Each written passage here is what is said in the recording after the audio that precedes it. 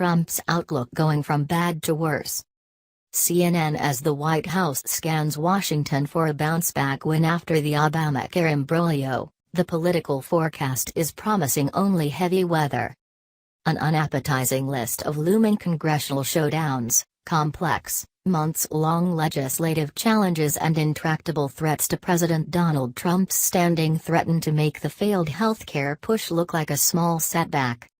Approaching sagas of a potential government shutdown, raising the debt ceiling and a moment of truth in the Senate over the potential nuclear option, confirmation of Supreme Court pick Neil Gorsuch will severely test the political alacrity of a White House already exposed by the busted bid to repeal Obamacare.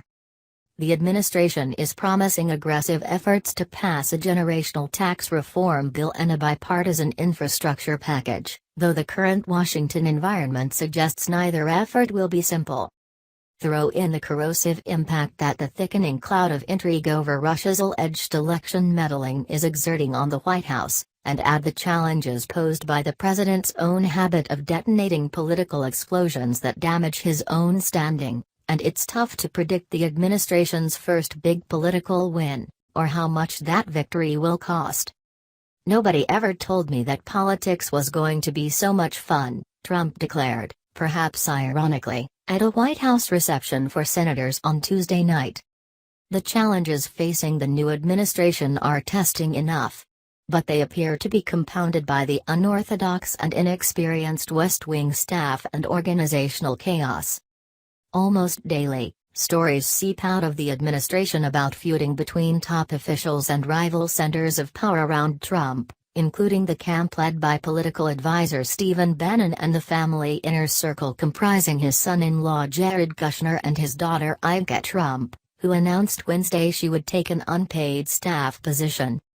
Still, Washington has a habit of writing off presidencies early on if administrations fail to get a fast start.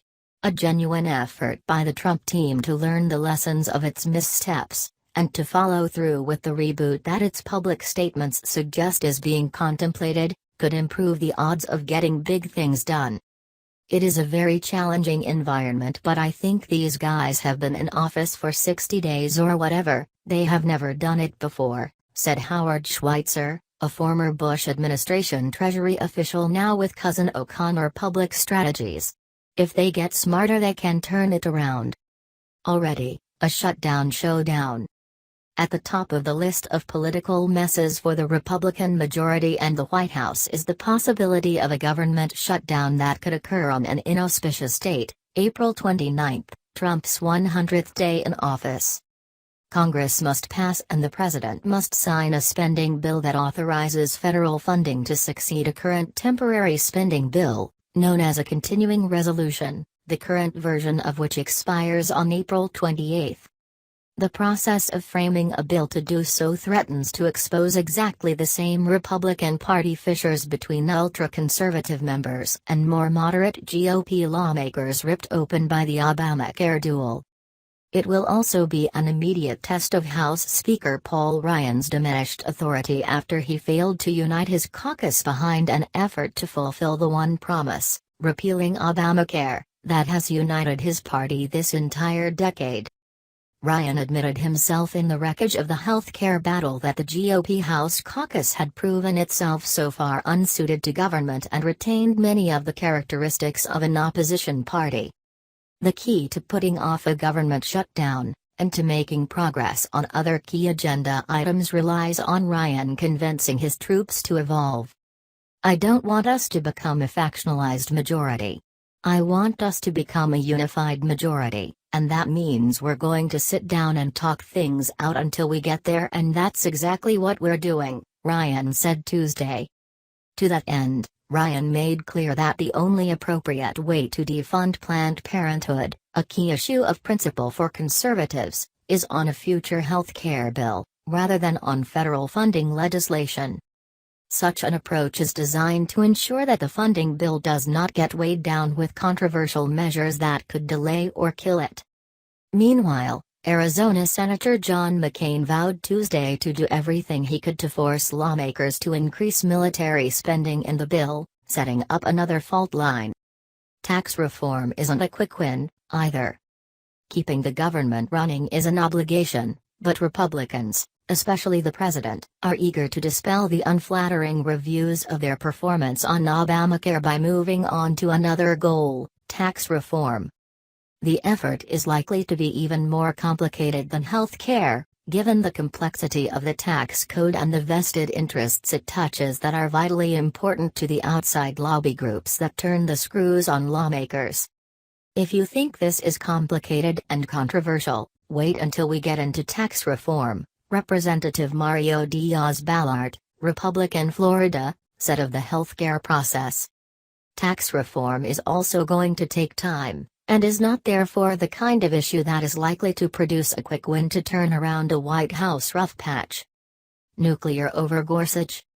The complications of tax reform and funding the government are one reason why the White House is looking for a clean win on the confirmation of Gorsuch, a process that could be completed by the end of next week. Yet even this victory will exert a price. If Senate Majority Leader Mitch McConnell is forced by Democratic opposition to invoke the nuclear option, changing Senate rules to get around a Senate filibuster for Supreme Court nominees, poisoned feelings could linger in the chamber for years.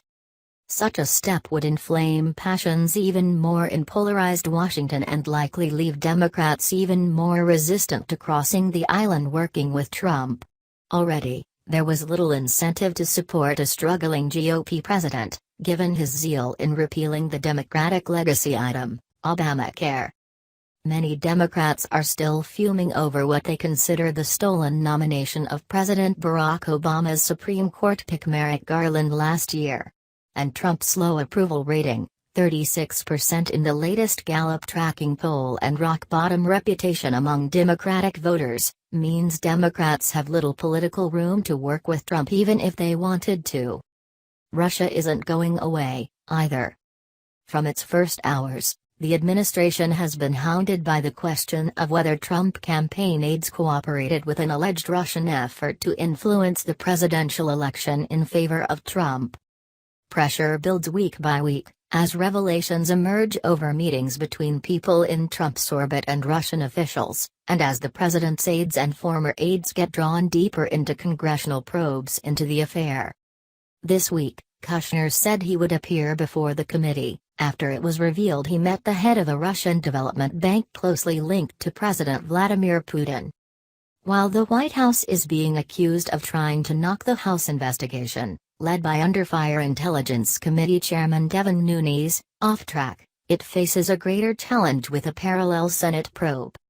The Republican and Democratic leaders of that effort, Senators Richard Burr and Mark Warner, appeared together on Wednesday to pledge a complete and organized investigation, implicitly drawing a contrast with the chaotic effort that has been rocked by mistrust and partisan wrangling in the House. It's important for us at least, and I think for all of us here, to remember to not lose sight about what this investigation is about. An outside, foreign adversary effectively sought to hijack our most critical democratic process, the election of a president, Warner said on Thursday. We're here to assure you, and more importantly, the American people who are watching and listening, that we will get to the bottom of this. If those lofty goals are realized, the Russia issue could get even more difficult for the White House, as it searches in vain for low-hanging political fruit following a fraught start to the president's tenure. Please subscribe my channel.